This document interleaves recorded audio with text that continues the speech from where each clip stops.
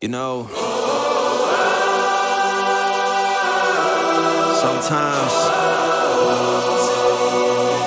this life can get rough. You get knocked down, but you gotta get up. Keep going. Hello, welcome. I'm Juliet McGrattan, your host for this 261 Fearless Empowerment Talk today. Now, 261 Fearless, as you may know, is a global organisation that uses running to unite and empower women all around the world. Now, we have our internal education platforms where we train our coaches and our club directors, but we wanted to extend this out to the public because we believe that education is really crucial for empowerment. So we present our series of empowerment talks to you where we speak to some incredible women. They are in roles of leadership and influence in the world of business, sport, health, and more. And we love to learn from them and be inspired by them. Now, we're continuing our series of talks with women from our very own 261 Fearless community, because we know we have some wonderful women there. So today we're going to be speaking to Anna Bassett. Now, Anna is joining us from New Zealand, where she is a coach at her local group, and she is also a master coach, which means that she trains coaches on our Train the Trainer education program all around the world. Now, 261 has obviously become quite a big part of her life with those roles. And today I really want to explore how she ended up there, how she found 261, what it means to her, and also how 261 Fearless is shaping up in New Zealand. So welcome, Anna. Hi, Juliet. Thanks for having me. Really good to have you joining us from across the ocean. And let's just go straight into how did Anna from New Zealand end up with all these roles in 261 Fearless? How did you become part of it? Well, 261 Fearless had started in New Zealand for a couple of years before I had heard about it at all.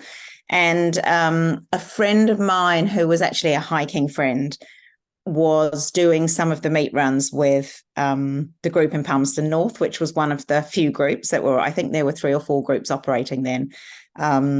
And she had seen a call out for new coaches for a Train the Trainer. So she, forwarded me the Facebook post or whatever it was and said, "Oh, this looks like a bit of you. You should have a go at this. It's fun." I knew nothing about it. So I thought I'd investigate. So I followed the ad or whatever it was to find out a bit more about it. And then it did that snowball thing when you think, "Oh, well, I'll just find out. Well, I'll just fill this in. Well, I'll just have this conversation." And before you know it, you're on an interview call with somebody to come and do the course, which was Edith. So I went to do the course, really not knowing anything about what to expect. Particularly, obviously, I did a bit of research on what it was all about. And then I came out of the course, and so then I was a coach, and it really sort of found me. It just took on a bit of a life of its own, and found myself a coach, and started up a new group with one of the other girls on the course.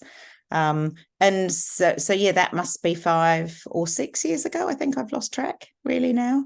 And then I moved area slightly and started up another group. So that was how it found me. Yeah. That's great. So we often find that women find 261 Fearless when they need it. What point were you at in your life that made you think that it was the right thing for you? Well, that is, you're quite right. I had left the job I had been doing previously for most of my working life, which involved a lot of traveling and tourism, people and all those things. And I had just done a sport degree. So I'd gone late as a mature student and done a degree here in Auckland. So my head was very much in the sports space, and it came along then when I was thinking, okay, I'm finished my degree. What am I going to do now? I'd also just moved house, and so I was new in a community. So it came along very much at a time when I was at a natural crossroads and looking around for what to do. the career wise, I ended up working in the place that I had just studied. So I'm still working now in the sport department there. So it's gone hand in hand really well. And it was that extra thing that came along that just sort of, I suppose, filled a gap and ticked a box that married up very well with what I'd been studying and the area of interest. And yeah, sort of gave me a new foot into the community and all that. So yeah, that's when it came along for me. And how has being part of the community benefited you? What's being part of the organisation? How does that feel to you? Part of the 261 community. Yeah, it's great. It's fun. I love the fact that it's global. As I mentioned, I had sort of worked internationally quite a lot anyway, and so I've always been interested in people from different cultures and what's going on in another part of the world. So it's really fun to connect with people such as yourself and the other coaches and master coaches and things from around the world. And also to see, I think, how 261 Fearless does operate in other countries and the differences, the different challenges that people have and the different, even just small culture differences, sense of humor, all those sort of things, just the way it operates quite differently in different countries is really interesting for me. And yeah, it's a great way to connect with people from all over the world. Yeah, it's been really fun. So just picking up on that a little bit, you said it's the different cultures. What do you think is different in New Zealand? How does being a coach in New Zealand differ, do you think, to maybe some of the other coaches that you've spoken to? I think that one of the main differences for the ladies here in New Zealand is that we're so lucky in that we don't really have a lot of the barriers that some other people have in terms of to get out running and exercising as a woman, in terms of religion and culture, safety to a large extent. I think we're very lucky in that a lot of people here that want to go running can just get up and go running. And so the barriers that they face here are more probably just the internal, the sort of lack of the confidence, or don't really know how to get started, or sort of want it to be more of a social thing. So I think it's probably a bit different in that respect. I think also that New Zealanders or Kiwis, as 261 Fearless has found out, operate a little bit differently. I mean, I think we're less sort of maybe formal or less structured, or I don't really know quite how to explain that, but it's a very friendly, open, relaxed kind of a culture here. And everyone is just about, all the people that come to the meet runs, once they get over that hurdle of first coming and discovering if they can move or run or anything, it's just all about having a lot of fun and a lot of laughter, really. So yeah, it's quite a relaxed culture, and I think that does set it apart from some of the other places that 261 Fearless does operate. Yeah, that's interesting, isn't it? Yeah, laid back Yeah. Kiwis. Yeah, that's right. Is there a difference in the way women perceive sport? Because I know in a lot of the countries they've been put off at school, they don't see themselves as sporty. Is there less of that in New Zealand, or not really?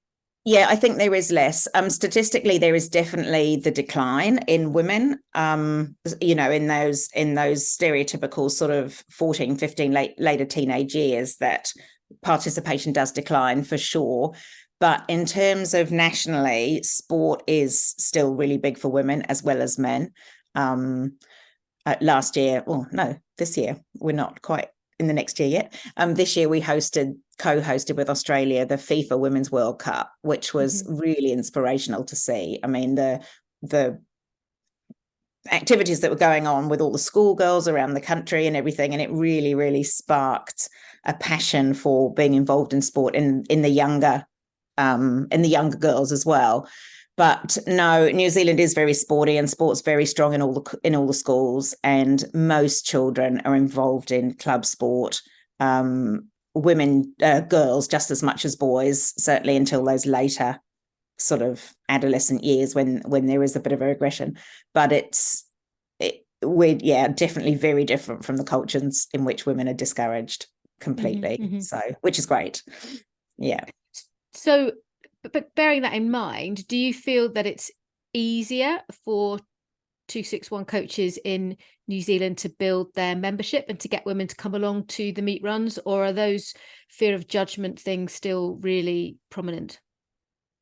No, I think the fear of judgment thing isn't prominent at all. I think that part of the reason it's a little difficult to get women to come here is because they're all out there doing it anyway.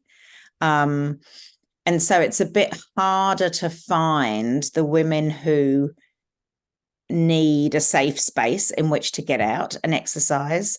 As I mentioned before, there are a few of those kind of cultural barriers, really. And so if people think that they might try running, on the whole, they'll just get up and try it anyway. And so no, I think that that it's great for providing the social side of it and the support network in that sense, not so much enabling people to get out and run. So how is 261 going in New Zealand? What's been created? It's going really well, actually. Since I first got involved, when I said there were just a few groups, we now have about 7 groups. Bit of a juggle change going on at the moment with a couple. We've just trained 10 more women a few months ago, I guess. And we're already starting to get applications for next year's Train the Trainer, which is exciting. So we've got about 23 coaches here now across 7 groups. 7 or 8 groups. The membership is growing slowly. We're starting to get more and more inquiries about, hey, is there a group in this area?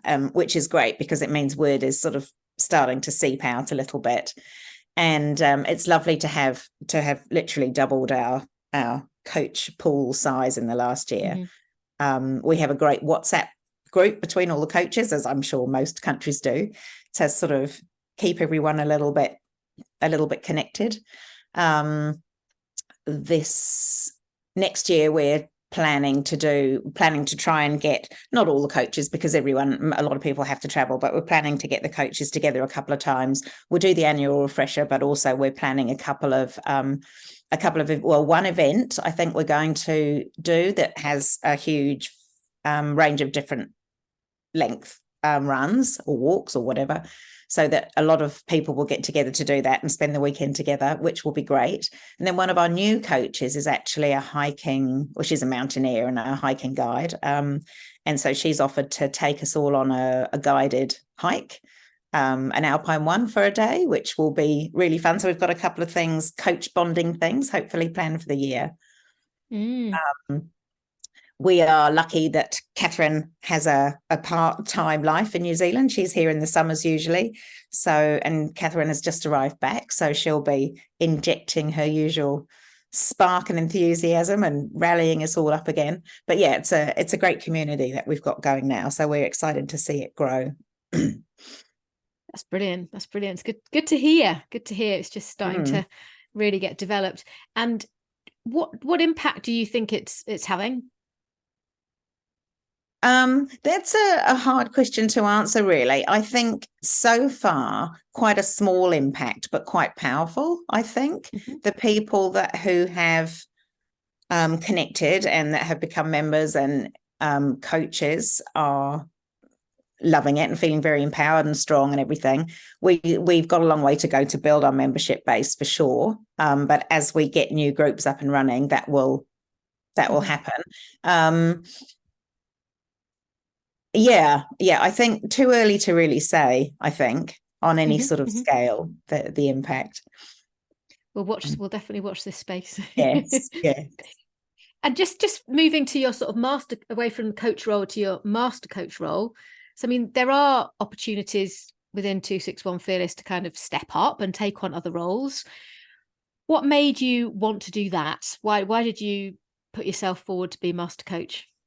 Well, again, it kind of found me really, and it was really as a result of COVID, where, as people may or may not know, New Zealand's doors were shut for quite some time, and that made training any new coaches or anything impossible. So when that all sort of became evident that was happening, we could all see a need that we really did need a master coach down here if we were going to grow at all. And it was a slow process because I was locked in the country then, as well as everyone else being locked out. But there were pre-COVID, there weren't many of us coaches. And one was the club director. And so there wasn't actually a huge pool, as it were, to choose from. And so I was quite happy to put my hand up and say, well, I can do this. Then it was quite a slow process because of the remoteness of everything. But obviously the world's open again now and we're all up and running. And we hopefully will now be able to look at getting another master coach here. At the moment, to run any Train the Trainers, obviously we still need someone else to come in because we need two coaches and there's only me down here. But at some point we'll overcome that. It was a really good opportunity. And from a personal point of view, it's always great to do all that sort of personal development type stuff. All the training has been really interesting and really educational. So it was a great opportunity for me to jump into. And just if anyone's watching or listening who doesn't really know what that means, master coach sounds really important. Do you want to just describe or explain a little bit what a master coach does? Yeah, so essentially the main role, I think, is to be helping to train the new coaches. So as the new coaches are recruited to come and do the Train the Trainers, then the master coaches will put those weekends on. For me, in New Zealand, that's just once a year here. So this year I was lucky enough to go to the States to be part of a Train the Trainer as well. So sort of recruiting and training new coaches is the basis of it.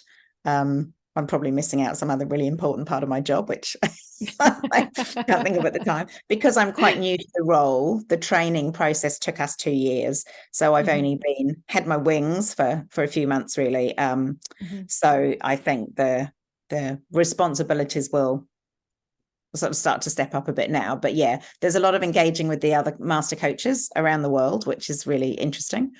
And yes, we did go over to London last year. I lose track of the years, for a master coach summit, which was great, where you were, of course, as well, Juliet.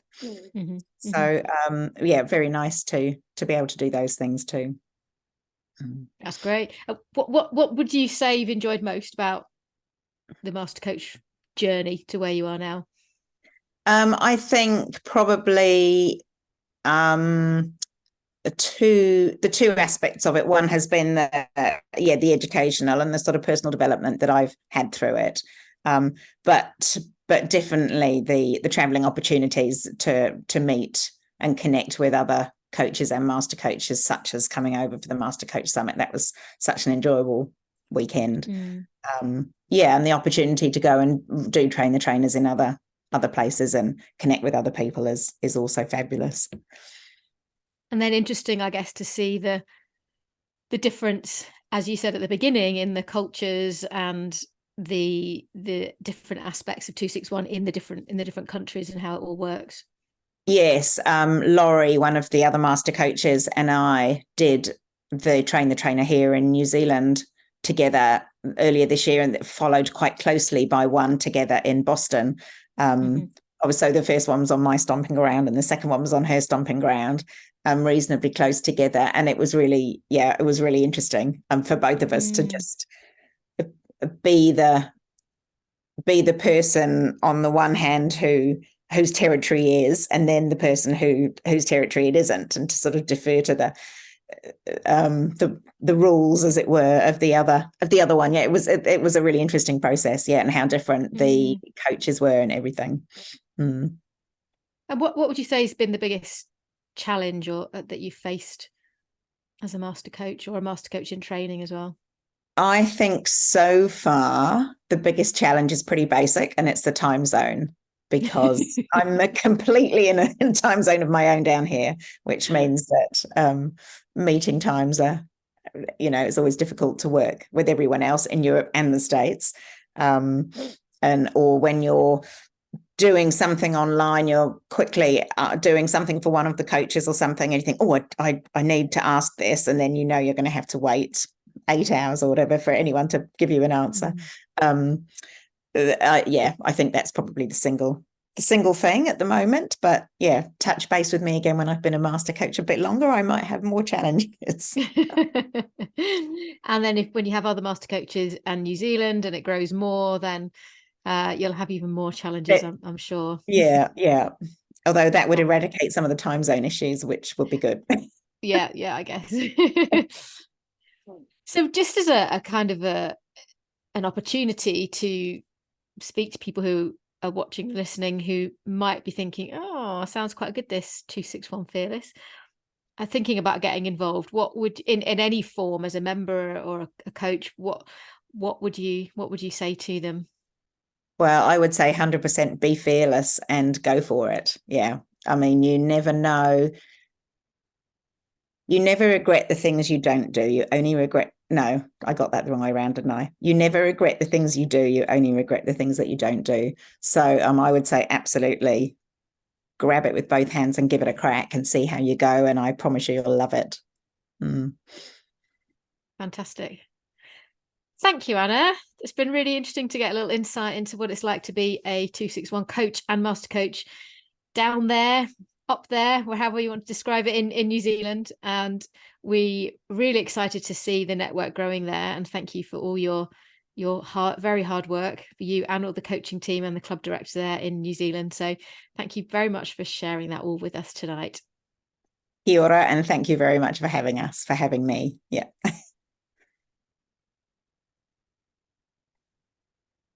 Perfect. Great.